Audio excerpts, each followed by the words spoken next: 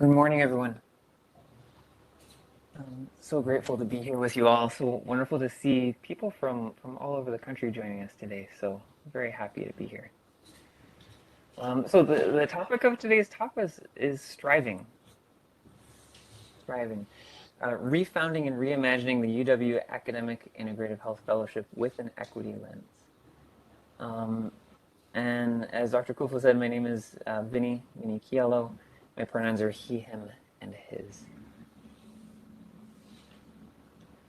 And I'd like to start with this UW-Madison land acknowledgement. The University of Wisconsin-Madison occupies ancestral Ho-Chunk land, a place their nation has called Dejop since time immemorial. In an 1832 treaty, the Ho-Chunk were forced to cede this territory. Decades of ethnic cleansing followed, when both the federal and state government repeatedly, but unsuccessfully, sought to forcibly remove the Ho-Chunk from Wisconsin.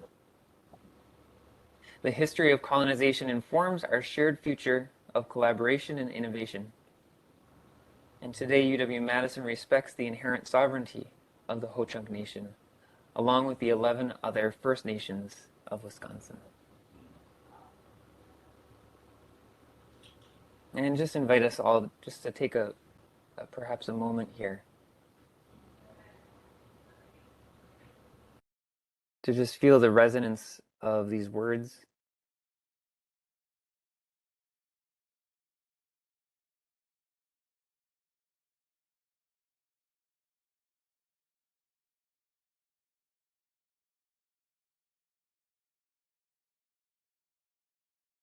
And I'd like to begin with acknowledgements.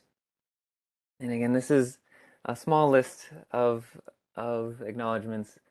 There are many more people. These are the people and groups that have been closest to the work that I'll be sharing and talking about today. And the first person I just want to acknowledge is my sister, Christine Mitchell, who works with a group, Human Impact Partners, in Oakland, California, and has been involved in social justice and activism and anti-racist work for many years, and the inspiration for me in my own journey. There are many organizations and communities that I would like to just acknowledge here as well. UW Health, specifically Naomi Takahashi in the Office of Diversity here at UW, the UW Health Integrative Health Program, the UW Mindfulness Program, the Madison YWCA Racial Justice Summit, the Family Medicine Department, specifically the DEI Committee, Integrative Medicine for the Underserved, and the VA Whole Health Program, all of whose work has informed what I will be talking about here and will be sharing. I want to just acknowledge the stewards of this particular fellowship, Dr. Rakel, Dr. Reinfleisch, and Dr. Kufel, the Integrative Medicine Fellowship directors throughout the country, many of whom were gracious enough to contribute to parts of this presentation as well. And I want to specifically name a few people who have been very close partners in this work. Christina Swords, Sarah Arscott, Naomi Takahashi, and Dr. Suhani Bora, Bill Schwab, and Jennifer Edgoose. And to name explicitly here our ancestors from whom this work arises.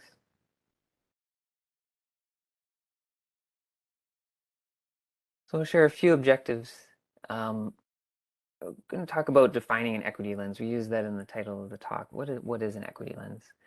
Talk a little bit about the historical context for both national as well as our local Integrative Medicine Fellowship. Identify some of the gaps, specifically in our UW Fellowship, that we are beginning to address. Providing some national examples of ways in which many programs throughout the country are already centering DI and have been doing so for many years. So learning from their example. And kind of exploring different ways, again, that we have taken steps towards applying an equity lens here. And the final piece is not an explicit objective, but at the very end of the presentation, we're going to be putting a link in the chat for feedback. And I really hope that as you're sitting with us together today, that you might notice what resonates with you, what doesn't resonate with you. What ideas do you have that might inform the future work that we do here? So really hope that this may be a collaborative learning experience, recognizing that what I share here is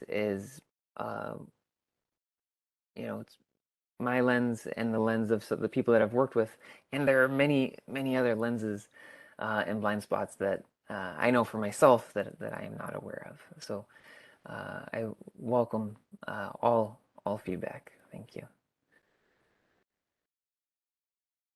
And so to start, I just want to be aware and share these conversation agreements. This is how we start in our fellowship, our weekly fellowship meetings. We start with just naming the conversation agreements as we talk about diversity, equity, and inclusion.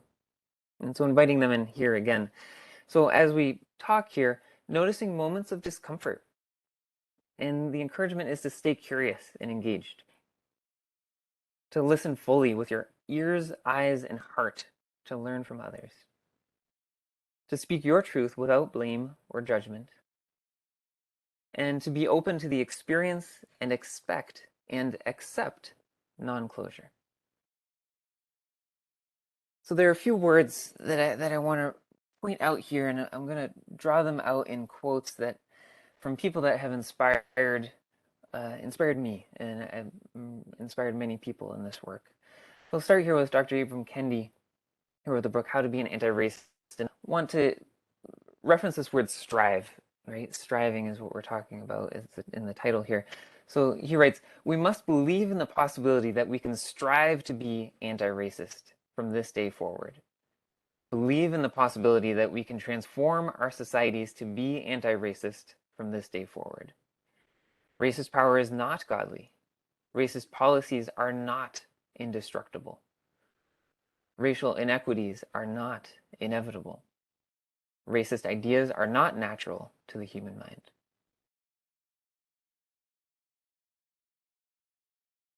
We also use this word refounding, right? Refounding and reimagining the fellowship. And I want to share a few words here from Dr. David Kopes. He's a psychiatrist that I've had the pleasure of working with through the VA.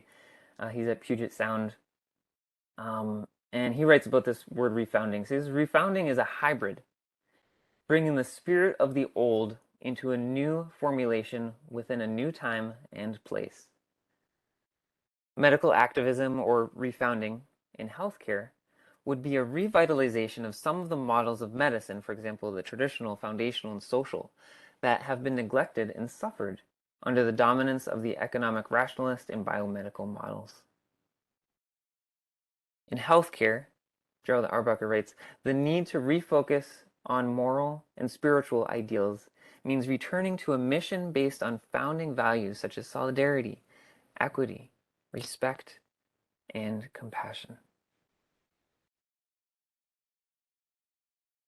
And I'd like to share this. This is a short video from Valerie Kaur. She's an activist and the author of the book See No Stranger.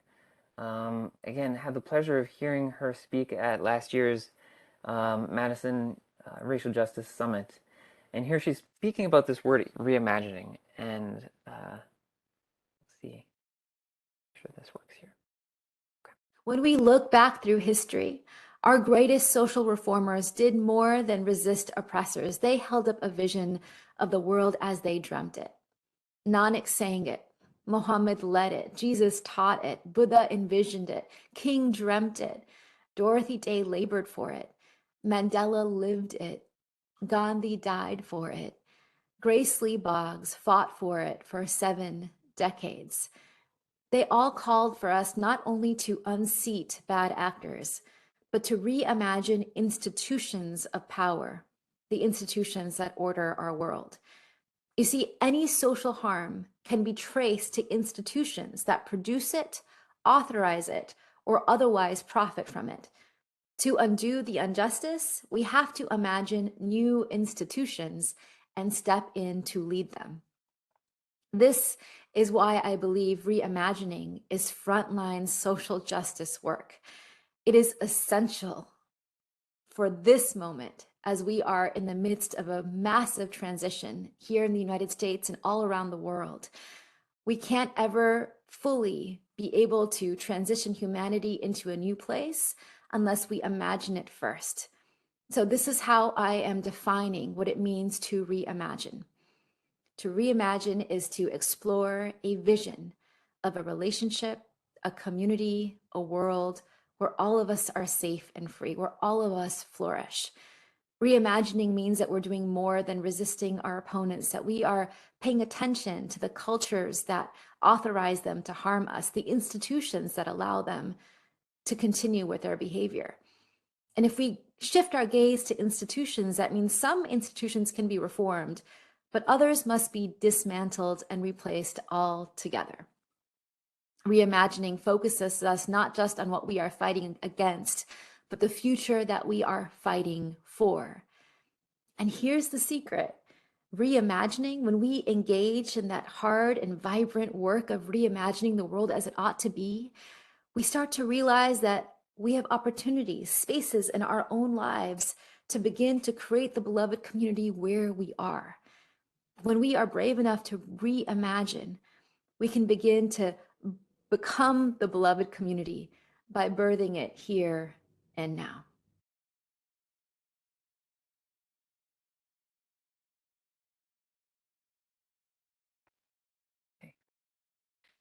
So keeping those words in mind, right? Striving, refounding, reimagining. And so let's talk a little bit about the equity lens.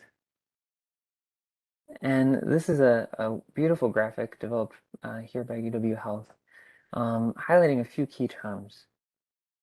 And I'll just read through them so that there's an awareness, because they're going to come up later as we talk. So first, anti-racism. So the active process of identifying and eliminating racism so that power is redistributed and shared equitably. Diversity, all the ways in which people are both alike and different, such as race, ethnicity, gender, sexual orientation, culture, religion, etc. Equity is evaluating systems and institutions to identify and remove biases in the distribution of opportunities and resources. Inclusion, the ability to belong and contribute while being true to one's whole self. Here's that term, equity lens. So equity lens is a systematic examination of how different racial and ethnic groups will likely be affected by a proposed action or decision. Talk about historically marginalized communities, groups that experience discrimination and exclusion due to unequal power relationships across economic, political, social, and cultural dimensions. And then BIPOC, Black, Indigenous, and other people of color. It's a term that highlights unique relationship to whiteness that Indigenous and Black or African Americans have, which shapes experiences of and relationship to white supremacy for all people of color within a United States context. So again, just zooming in a little bit for this particular presentation about this equity lens, what are we actually talking about? And I'll just read this very first part. So the intention of an equity lens is that it helps us to explore and address systemic barriers and inequities by strengthening awareness of different viewpoints and incorporating those differences into decisions, processes, and policies. So we'll see what this looks like here. A little bit of a brief history of integrative medicine fellowship education. And first, I just recognize that maybe not everybody in the room or in the virtual space here is aware of what this word fellowship means. What are we actually talking about? So this is a definition borrowed from the ACGME, or the Accreditation Council for Graduate Medical Education, which is the kind of certifying board for many fellowship programs. And so they define fellowship with a few key things. One is an advanced graduate medical education beyond residency. Fellowship trained physicians, the intention is to serve the public through their expertise in this particular area of interest. Fellows will develop a deep medical knowledge, patient care skills, and expertise. And the intention is that fellows will learn in multiple different environments. environments in which the well-being of patients, residents, fellows, faculty members, students, and all members of the healthcare team are committed to this education, to this process. So specifically, let's talk about the origins of integrative medicine fellowship training. So 1996, 1997 was the first fellowship program in integrative medicine through the University of Arizona. It was a 2-year program that was both clinical and research, and the intention was to train physicians in the science of health and healing and to teach more about therapies that were not part of Western medical practice. By 2011, there were 13 programs that were around. You can see variation in years, 1 to 2 years. Primarily primary care and family medicine. Some programs worked with subspecialists as well. Some did inpatient consults, some did not. Many did primary care as well as consults, like integrative medicine consults. Some did research. Many of the research was optional. And many of the programs also had, the fellows were working with, at that time, it's called CAM, Complementary and Alternative Medicine Providers, which would be people that are practicing acupuncture, massage therapy, healing touch, those particular practices. And now we are here. So these are, there are currently 19 unique academic institutions that have approved integrative medicine fellowship programs, and the approving body is called the American Board of Integrative Medicine. And so I just want to share some lessons from those, and we'll come back to that in a second. Before we go into some of the lessons from those programs, I just want to share a little bit of our history, because this was kind of an interesting thing for me to dive into. Where did this all start? So I talked to Dr. Reichel and Dr. Reinfleisch and kind of getting their historical knowledge, and this is kind of what we put together here. So this started with a grant that would support a hybrid curriculum between the University of Arizona and UW.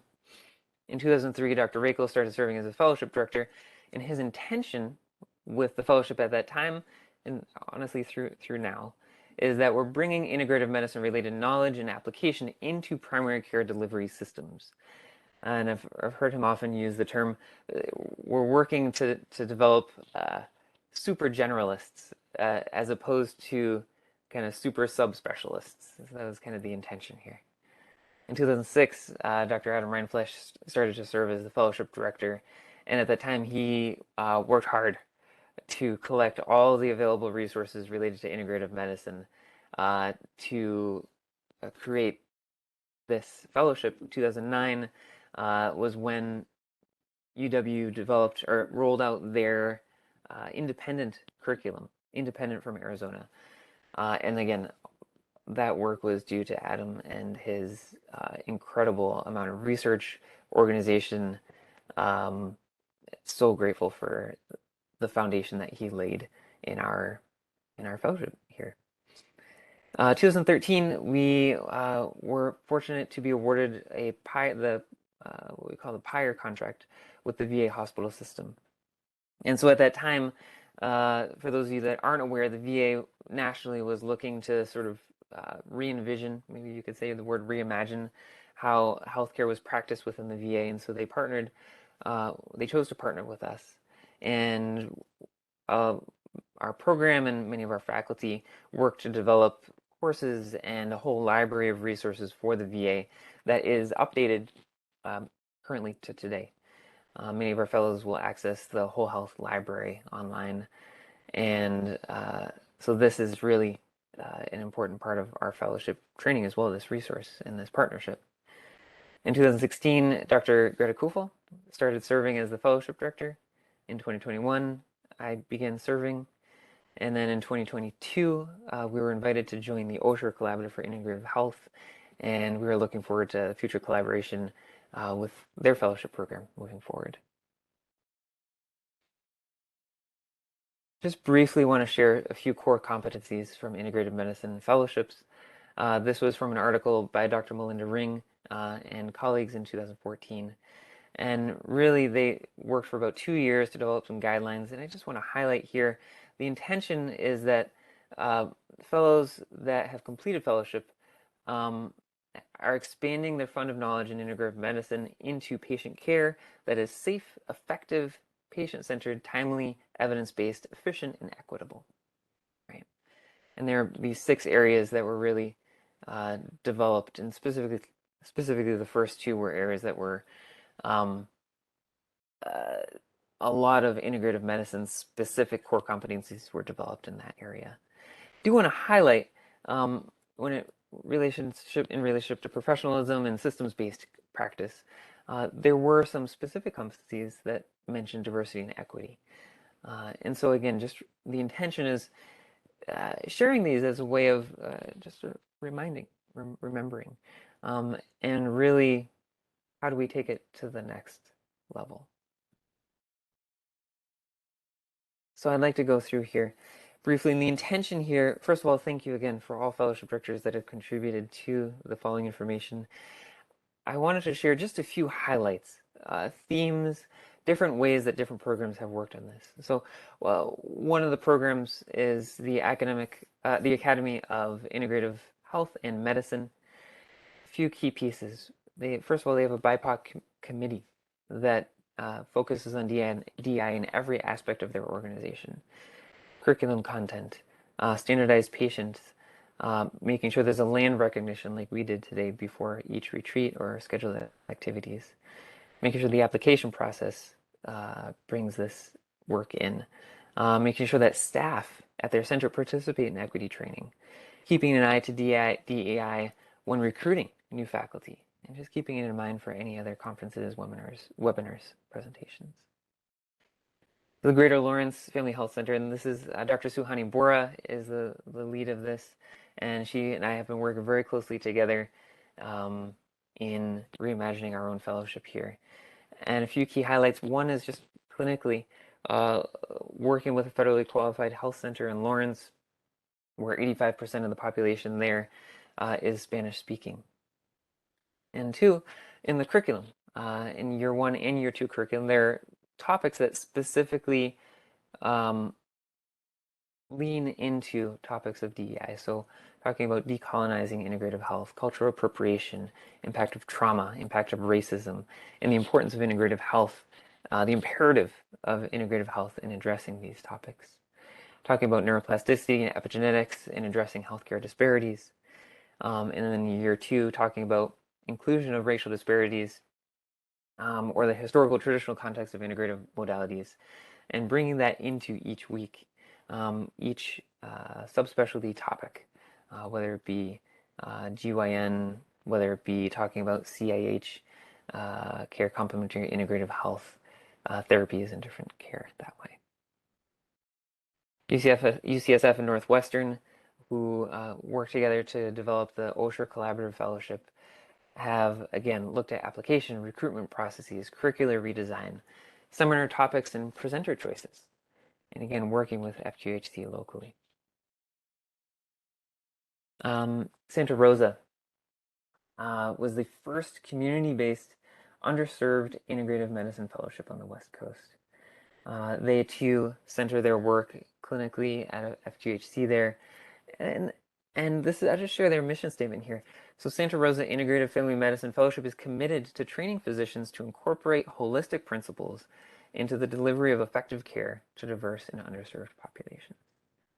And they have been instrumental in developing the group called the Integrative Medicine for the Underserved, who is a wonderful resource online and hosts an incredible conference every year. If you have a chance, please check out their website, and they have a conference coming up in October too. Tufts. So specifically, this is work that's been done by their current fellow, Dr. Courtney Crespo. And Dr. Crespo shared that in their work, they will host workshops that specifically center DEI education. Dr. Crespo is specifically working on changing obesity didactics at Tufts to weight-inclusive care model. Dr. Crespo works in the gender-affirming care clinic, works on weight inclusive care in their master's thesis, and is involved in I'm for Us as well. And finally, I wanted to share the work that has been done by Dr. Katie Hu at UCLA and their group. Exciting work here. Main takeaway here is partnering with the Chinatown Service Center, which is an FQHC conglomerate that includes 5 centers in downtown LA, and it serves primarily Chinese immigrants as well as the underserved Hispanic and African American population there. What I really appreciate here too is a community fellowship track. So requires the fellows to work both in Santa Monica as well as at the CSC. And the fellows have administrative time to work with FQHC leadership in developing integrative medicine workshops, resources, and programming for the CSC community. Also important to this is that the faculty are involved at the FQHC, partnering with people that are practicing acupuncture, for example. And then really recognizing the importance of formalizing this relationship between the CSC and UCLA and the benefits of that, which include having medical students rotate at CSC, having the Equity, Diversity, and Inclusion Department at UCLA work with the CSC for research and education purposes. Excellent, excellent work. So grateful to hear all of this work that's happening. I'd like to just take a few moments here and pause. So this is a body practice. It's written by Dr. Resma Menakem, who wrote a book called My Grandmother's Hands, Racialized Trauma and Pathway to Mending Our Hearts and Bodies. And I'll just read directly from the book here. So inviting everybody to sit comfortably and taking a few breaths.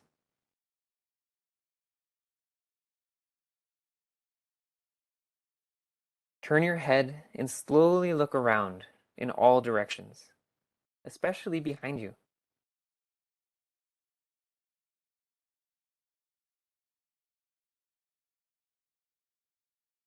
Orient yourself in the surrounding space. If you're indoors, notice the height of the ceiling, the height and color of each wall, any doors or windows, and any other details that stand out. If you are outside, take note of your boundaries, such as a footpath, fence, edge of a clearing, or the shore of a pond. Notice any plant or animal life nearby. Note what sounds you hear, any smells that fill the air, any warmth or coolness, any colors that stand out.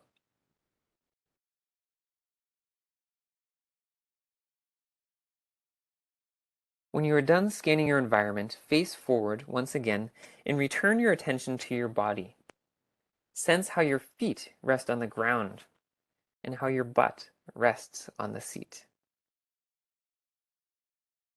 Now notice any other sensations in your body. The bend in your knees, your spine, straight or curved. A breeze in your hair, your belly and any tension you hold there. And your chest, expanding and shrinking with each breath.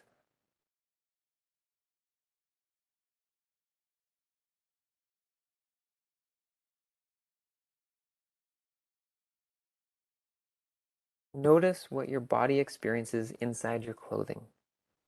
Pay attention to where your body touches your underwear, your socks or your stockings, your shirt or your blouse, your pants or skirt or dress.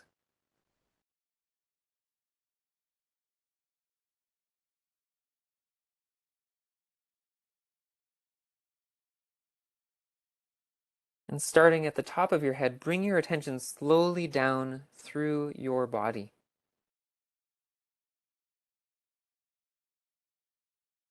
Notice each sensation as your attention passes through it. Warmth, coolness, relaxation, tightness, softness, pressure, energy, numbness.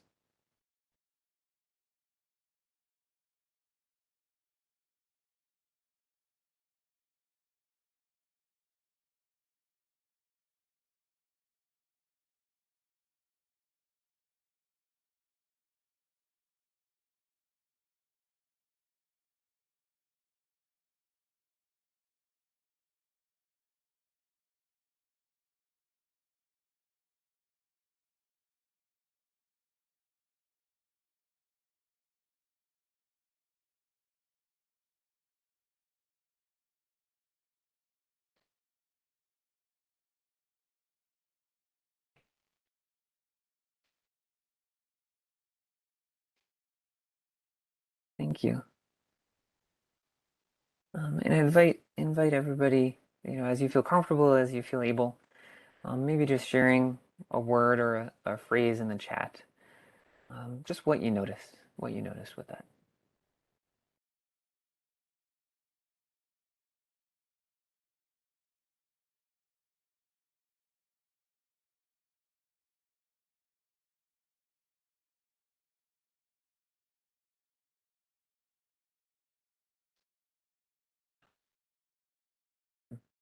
Holding so much. Noticed I was noticing. Noticed some settling. Yep. I have returned. Yeah. Present.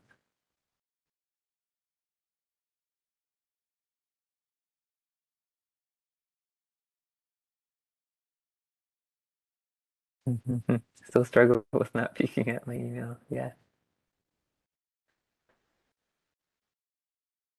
Great.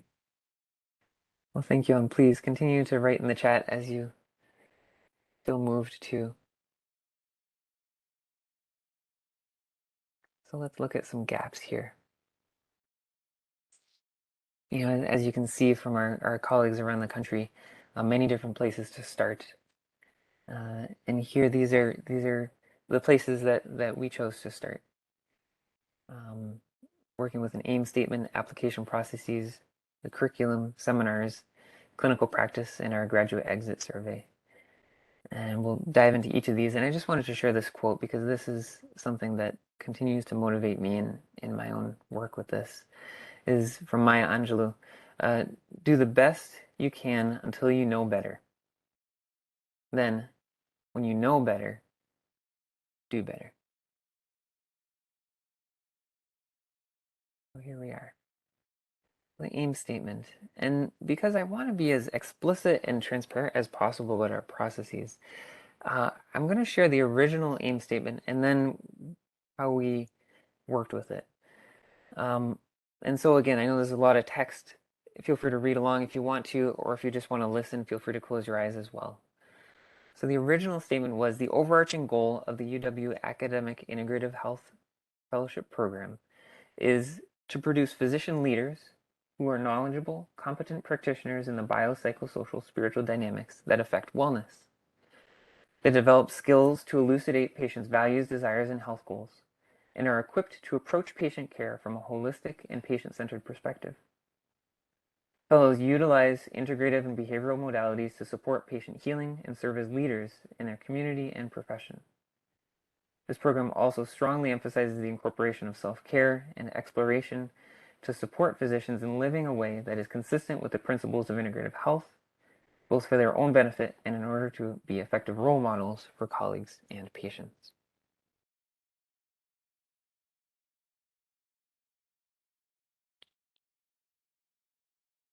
And so rewording this, again, with the support of many people, I'd say specifically Dr. Sahani Bora, Dr. Bill Schwab, and Dr. Jennifer Eggoose. Established in 2003, the overarching goal of the UW Academic Integrative Health Fellowship Program is to nurture clinicians who are knowledgeable, compassionate practitioners of the biopsychosocial spiritual medicine that affects the health and wellness of individuals, health systems, and communities. They refine skills to provide a culturally responsive space for patients' values, desires, and health goals to arise and be centered in patients' care. Fellows learn from academic, experiential, and community perspectives about a range and depth of modalities, including lifestyle approaches, botanicals and supplements, mind-body medicine, whole medicine systems, and the whole health approach to care, consistent with the requirements of the American Board of Integrative Medicine. Through this learning, fellows may serve as active partners with their community and other healing professions with an awareness and respect for the culture and traditions from which these practices originate. This program also strongly emphasizes the incorporation of self-care. We acknowledge the systemic causes of burnout in healthcare professions, while exploring how to support clinicians' senses of meaning, purpose, and resilience in their personal and professional lives. In this fellowship, we create intentional space to discuss and practice shared values related to social justice, as developed by the UW Department of Family Medicine Community Health, Diversity, Equity, and Inclusion Committee. We explore how an integrative approach to healthcare anchored in these values may contribute to the disruption of systemic and structural inequities that affect the health and the people and communities we serve.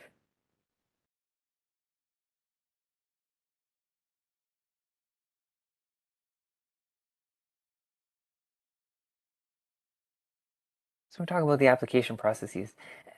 A few highlights here. And this is, again, these are all works in progress, right? We're striving, right? I don't think there's ever an arrival. It's a striving towards. And so how we look at the application process. So including this statement explicitly front and center on our application website. UW School of Medicine and Public Health has a deep and profound commitment to diversity, both as an end in itself and as a valuable means for eliminating health disparities. As such, we strongly encourage applications from candidates who foster and promote the values of diversity and inclusion. We also specifically added a link to salaries and benefits information on the application website, which was not there before. And in terms of the application itself, leaving space for inviting applicants to share their pronouns and adding some information about that. You know, what are personal pronouns and why do they matter? Talking about our curriculum, two key pieces. Number one, again, abundant gratitude and thanks to Naomi Takahashi at the diversity office here at UW Health, who developed 30 DEI micro learnings. These are short topics meant to be discussed in about 20 minutes, sometimes 25 minutes, on a variety of topics. These are the categories of topics. And this is something that we've implemented in our fellowship program since last July. So every week I get the opportunity to meet with our fellows on Thursday mornings and for 2 hours. And part of those 2 hours is reviewing a different DEI microlearning topic. And we've collected some feedback. And again, I just wanted to highlight a few quotes from our fellows this past year. So one of the topics we talked about was growth zones. And one of the comments was, I enjoyed this session for reflecting on areas of discomfort so as to be aware of them. Often we don't take the time to think back on difficult situations due to time constraints or not wanting to bring those emotions back up. This model helped me to see how much I have grown as a person through situations, but also how much I still have to grow and will always continue to grow. And belonging was one of the topics. This was a very important module because belonging, having community of any sort, is crucial to mental health and happiness. Discussing in a group, I found that belonging looks different for everyone, and it was enlightening to hear people's examples of how they find belonging.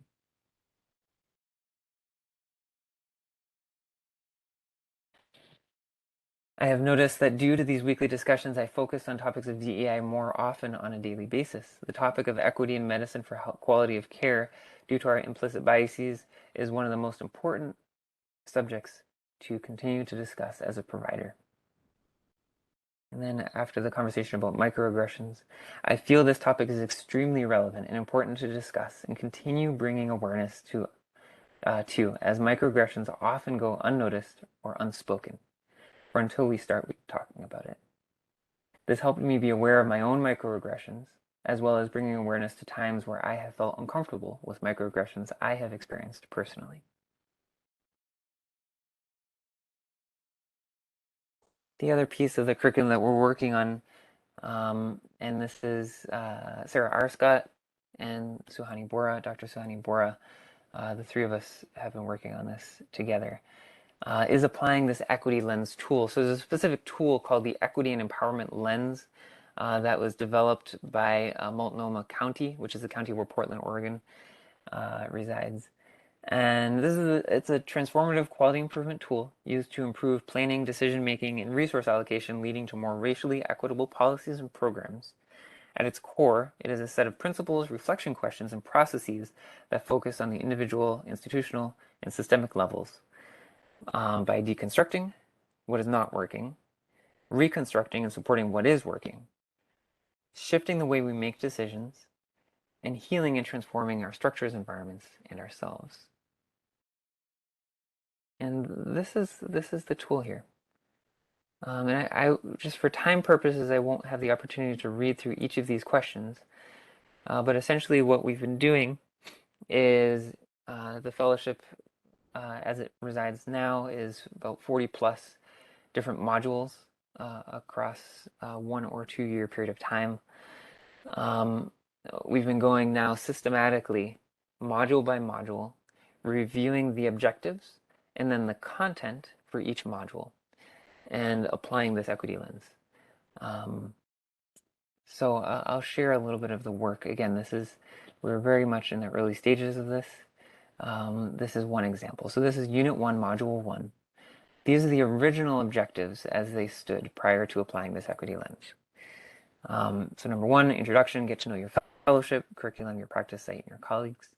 Number 2, define integrative health. Number 3, AIH fellowship learning objectives, review the learning objectives in the curriculum. Number 4, CIH taxonomy, knowing how to classify different modalities, describing the taxonomy of the CIH approaches, and then CIH key facts. And so after applying our equity lens, we came up with this. So number 1, land. So orienting yourself to the stolen land we occupy. Number 2, community. Orient yourself to the communities we serve. Number 3, health system, orienting yourself to the health system, academic and clinical, in which we work. Number 4, people and environment, orienting yourself to the clinics, the people and environment that we work in. Number 5, integrative health and UW Integrative Health Fellowship, orienting yourself to fellowship in the field of integrative medicine and health. And then 6, ourselves in relationships, orienting ourselves and our relationship with the above.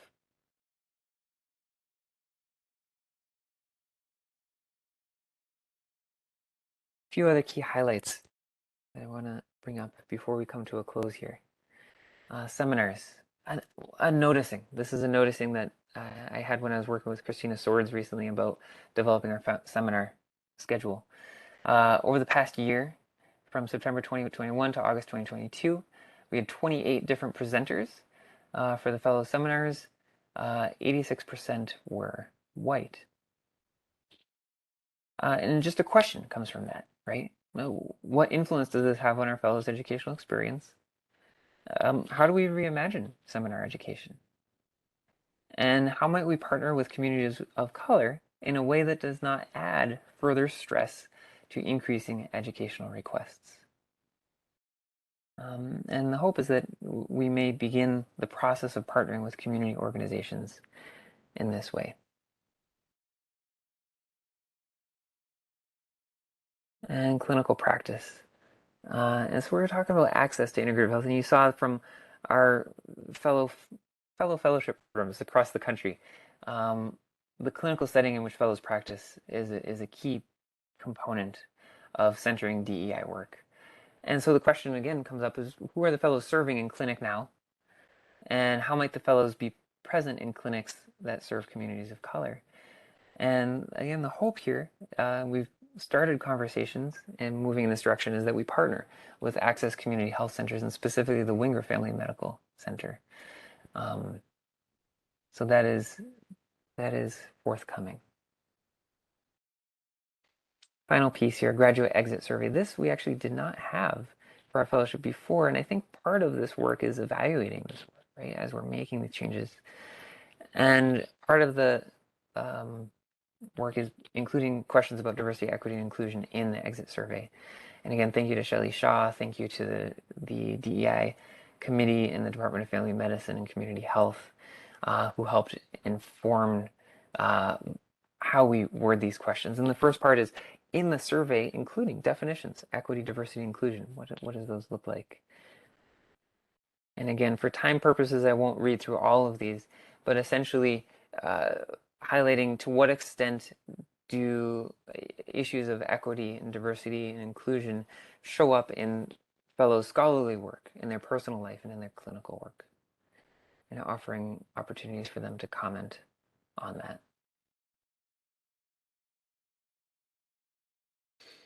And just a few ideas, kind of as we close here, for ongoing collaboration or for future directions with this work. And my hope, one, is just ongoing collaboration across and learning across fellowship programs. Number two is maybe reimagining fellowship accreditation requirements, right? Can we shift that at a systems level? And number three is talking about evaluating. How can we evaluate the changes that we are instituting here? So I see Sarah, thank you for putting that link in the chat. In the last 5 minutes here, again, if you have to leave, thank you for being here. I would strongly encourage that you click on that link and fill out that survey. I would like to close with just a brief practice. This is a practice or just a reflection by Ruth King. And Ruth King has written the book Mindful of Race, and this is an excerpt from that book. So at this momentous time in our nation's history, equanimity probably does not describe what most of us are striving for right now. On the contrary, many of us are striving for justice, for healing, some of us for survival. Is the peace and balance of meditation taking us in the wrong direction? Not in my understanding. In my experience, equanimity has great power, especially in times like these. When I reflect on the power of equanimity, I think of those times when we see beyond judgment and self-interest and realize that we are choosing instead of reacting. Those times when the pain of injustice is held in our hearts while the mind is still steady and clear. Those times when we make small choices that show great care and influence social balance. This is the power of equanimity.